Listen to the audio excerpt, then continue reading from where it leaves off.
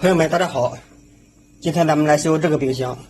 这个冰箱的故障是压缩机转，但是不是冷。给大家看一下，现在的电流是0.79安左右，说明压缩机是在工作的。但是摸一下这个高压管这个部位，一点也不发热。这个冰箱两边也是不发热的。像这个情况的话，咱们估计是缺氟引起的。一般这个冰箱是不会缺氟的，缺氟一般是管路有漏着造成的，所以咱们加氟之前，先要给它打压湿漏一下，因为现在咱不知道它里面还有多少氟，所以咱们不能用这个气焊开这个管路，需要用到这个毛细管钳，把这个过滤器这端的毛细管给它剪断它，看里面的出氟量是多少。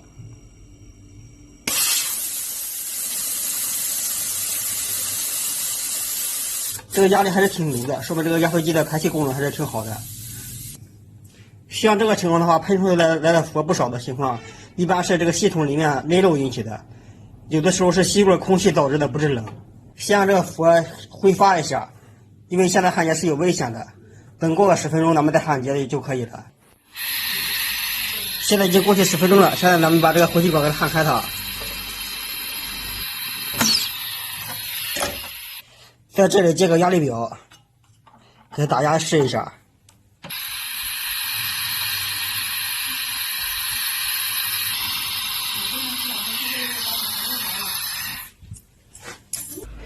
这个是我用压缩机改装的一个小的打气泵，咱们先不把这个毛细管给它焊死它，咱们先试验一下，看有没有气体从这个毛细管出来，判断一下是不是有系统里面有堵塞的造成的不制冷。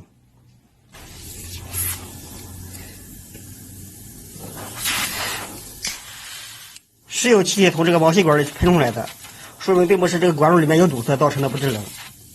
像这个情况的话，一般是管路里面吸进的空气导致的不制冷，就是这个冰箱的内漏了。下面咱们把这个毛细管给焊死它，给打压湿漏一下。一般打压湿漏的话，只打低压部分就可以了。咱们打到8个压力上，打到这个位置就可以了。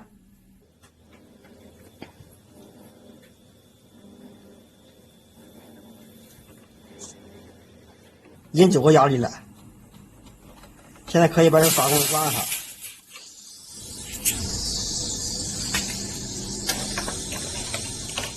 如果这个低压部分漏得快的话，大概几分钟就可以试出来；如果漏得比较慢的话，大概需要1-2天才能试出来。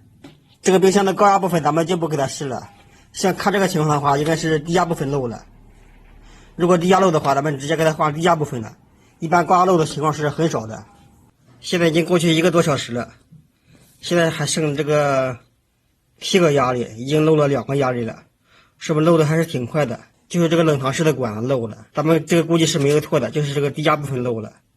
好了，今天的视频就到这里了，感谢大家的观看。来好看视频，分享美好，看见世界。